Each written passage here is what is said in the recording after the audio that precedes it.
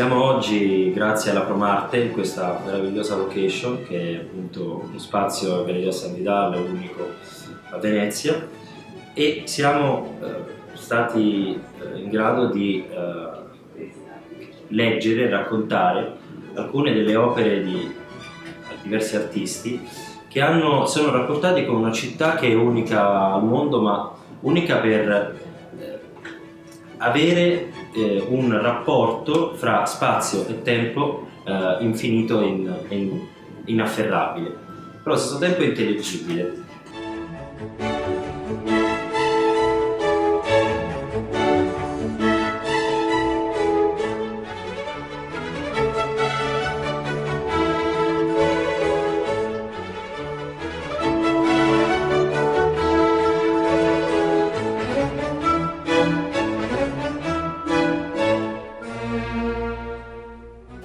Molti artisti si sono misurati appunto con questa città, con questo spazio, attraverso le emozioni, attraverso tutto ciò che è stato trasferito con la laguna, le luci, una emozione infinita.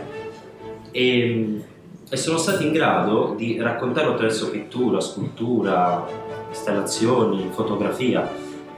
Opere che hanno emanato e che emanano in continuazione delle vibranti emozioni, non intese come rappresentazione statica della realtà, ma rappresentazioni ed energie in continuo movimento.